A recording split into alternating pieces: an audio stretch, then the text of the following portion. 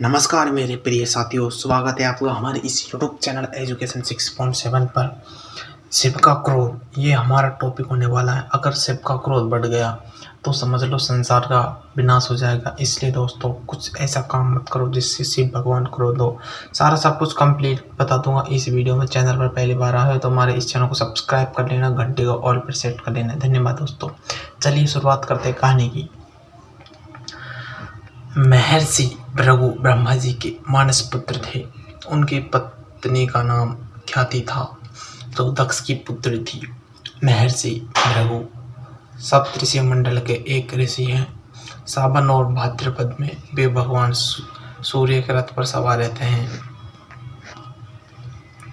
एक बार की बात है कि सरस्वती नदी के तट पर ऋषि मुनि एकत्रित होकर एक विषय पर चर्चा कर रहे थे कि ब्रह्मा जी, शिव जी और श्री विष्णु में सबसे बड़े श्रेष्ठ कौन है। इसका कोई निष्कर्ष नहीं निकला।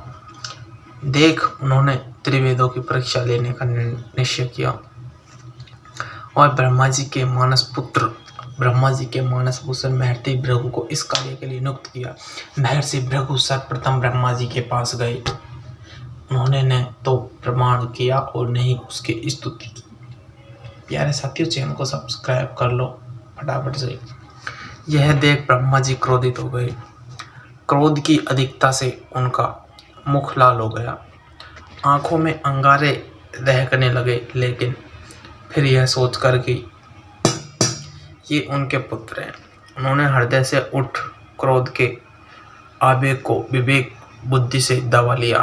प्यारे साथियों, अगर आप चाहते हो कि शिव भगवान का आशीर्वाद आपके ऊपर है तो आप हमारे चैनल को सब्सक्राइब करेंगे, और सब्सक्राइब करेंगे तो अगर वह सब्सक्राइब का बटन चमकता है, ग्रो करता है, सितारे से निकलते, तो समझ लो शिव भगवान का क्रोध आपके ऊपर नहीं है, आशीर्वाद आपके ऊपर है। तो आप फटाफट से चेक कर देखना भी। वहाँ से महर्षि भृगु कैलाश गए। देवाधिदेव भगवान महादेव ने देखा कि भृगु आ रहे हैं तो वे प्रसन्न होकर अपने आसन से उठे और उनका आलिंगन करने के लिए भुजाएं फैला दी।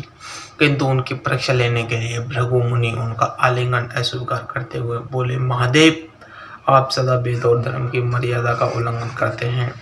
दुष्टों और पापियों को आप जो वरदान देते हैं उनसे सृष्टि पर भयंकर संकट आ जाता है, इसलिए मैं आपका आलिंगन कदापि नहीं करूंगा। उनकी बात सुनकर भगवान शिव क्रोध से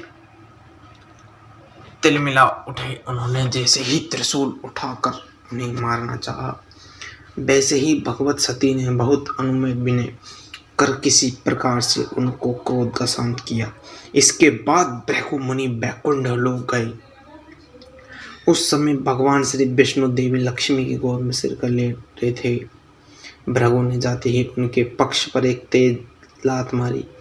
भक्तवत्सल भगवान विष्णु शीघ्र अपने आसन से उठ खड़े हुए, उन्हें प्रणाम करके उनके चरण सहराते हुए बोले, भगवान, आपके पैर पर चोट तो नहीं लगी? कृपा इस आसन पर विश्राम कीजिए। भगवान, मुझे आपके शुभ आगमन का ज्ञान नहीं था, इसलिए मैं आपका स्वागत नहीं कर सका। आपके चरणों का स्पर्श तीर्थों को पवित्र करने वाला है। आपके चरणों के स्पर्श आज मैं धन्य हो गया। प्यारे साथियों, जीवन में आप कामयाब होना चाहते हो तो कुछ इम्पोर्टेंट बातों को लेकर आप आगे बढ़ेंगे। सारा सब कुछ बताऊंगा कंप्लीट इस वीडियो में। भगवान विष्णु का यह प्रेम व्यवहार देखकर महर्षि भृगु की आंखों से आंसू बहने लगे। उसके बाद वे ऋषि मुनियों के पास लौट आए और ब्रह्मा जी, शिव जी और श्री विष्णु के यहाँ के सभी अनुभव विस्तार से कहे बताया। उनके अनुभव सुनकर सभी ऋषि मुनि बड़े हैरान हुए और उनके सभी संदेह दूर हो गए। तभी से वे भगवान विष्णु को सर्वश्रेष्ठ मानकर उनकी पूजा अर्चना करने लगे। वास्तव में उन ऋषि मुनियों ने अपने लिए नहीं बल्कि मनुष्यों के संदेहों को मिटाने के लिए ऐसी लीला रची थी। तो प्यारे साथियों, आपने इस वीडियो से क्या सीखा कि आप अगर किसी की इज्जत करते हैं, उनका मान सम्मान करते हैं, तो फायदा सबसे बड़ा आपका ही होगा, आगे नहीं आगे। वीडियो अच्छी लगी तो लाइक करना, चैनल पर पहली बार हो छोटा भाई समझ कर चैनल को सब्सक्राइब कर लेना। देखना चाहते हो महादेव का आशीर्वाद सब्सक्राइब कर अगर चमकता है, सब्सक्राइब आपके ऊपर है, मतलब आशीर्वाद आपके ऊपर है। मिलते हैं अगली वीडियो में, जब तक के लिए धन्यवाद प्यारे साथियों।